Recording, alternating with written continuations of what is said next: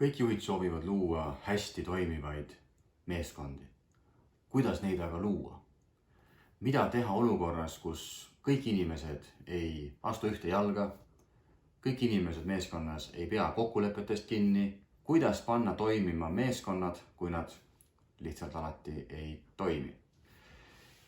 Üks väga oluline printsiip, millega tasub juhtimises tõenäoliselt alati arvestada, on selline eluline printsiip nagu taevas, nõnda ka maa peal.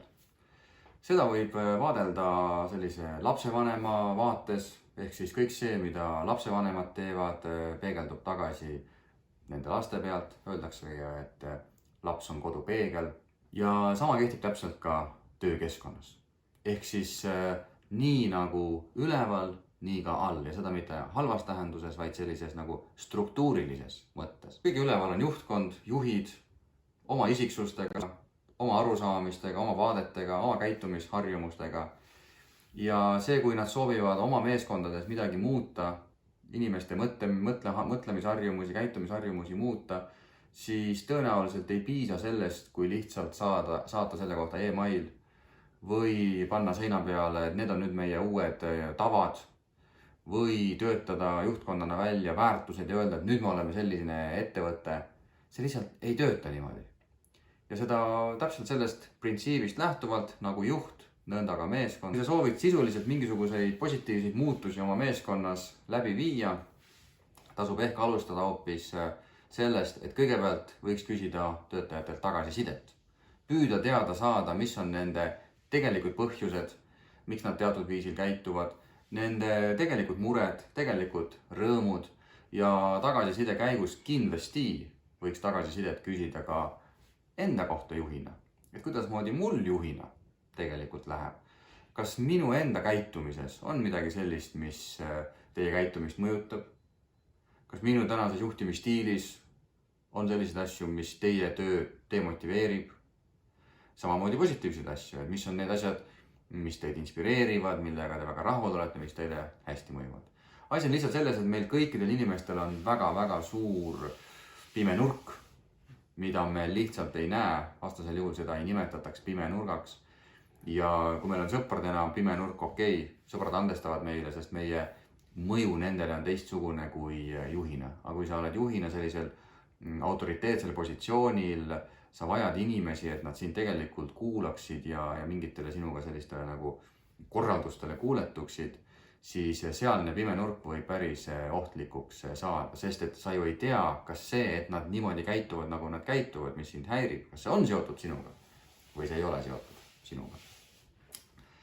Teine samm, kui sa oled tagasiside küsinud, sa oled näidanud, et sa püüad ka nende vaadet mõista, püüa kokku leppida mingisugused võib-olla sellised kokkulepped, mis võiksid aidata teil siis edasi liikuda.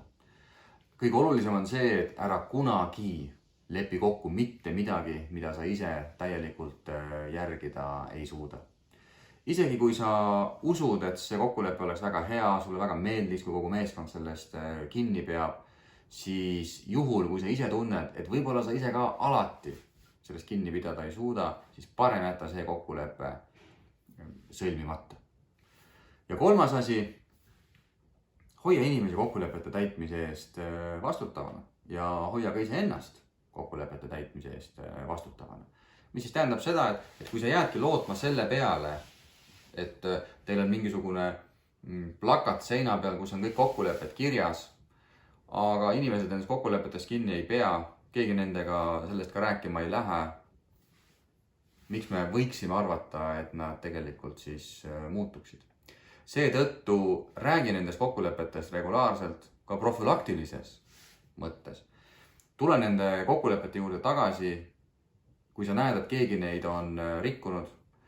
Räägi alati inimestega esimene kord alati privaatselt, võib-olla isegi teine kord privaatselt, aga kuna tegemist on ikkagi meeskondlike kokkulepetega, siis ma arvan, et alates 3. korrast võiks selle tõstatada juba sellises nagu meeskondlikus võtmes ja arutada, et okei, et miks nii on, et kui see inimene on ka meeskonna liige, ta on kõikide nende kokkulepete sõlmimise juures olnud ja ta enam nendest kinni ei pea.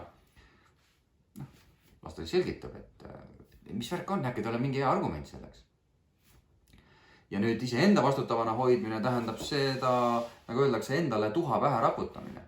Ja see on muidugi seotud ka otseselt jällegi tagasiside küsimisega, aga kui sa libastud, siis ütle seda, ütle avalikult, et kuulge, mul endal ka nagu läks see asi meelest ära või kuule, ma ise ka ei suutnud nagu seekord sellest kinni pidada. Ja sellega sa tagad selle, et inimesed näevad, et sa ühelt poolt ei pea nagu iseenesest mõistetavaks neid kokkuleppeid. Ja teiseks, sa ei tee vahet iseenda ja nende vahel. Vaid sa julged olla ehe, haavatav, sa julged tunnistada oma vigu. Ja sellega sa näitad, et tegelikult sa hindad ja väärtustad neid kokkuleppeid. See, et sa eksid, see on normaalne, sa oled ka inimene. Nii nagu sa lähed teistega sellest rääkima, nii sa räägid iseendaga nagu nende juures olekul ja raputad endale tuhka pähe. Aga ülioluline on siin tõenäoliselt see, et sa ei hakka seda ära kasutama sellisel nagu manipulatsiooni eesmärgil, et sa tead juba, et sa ei suuda nii seda järgida ja siis sa mõtled, et okei, et noh, kuskil raamatus öeldi, et tuleb hästi ehe ja aus olla ja hakkad siis kasutama seda ära, et iga kord rikud seda, iga kord ütled sorry poisid, et noh, läks jälle. Et see on ilmselgelt läbinähtav.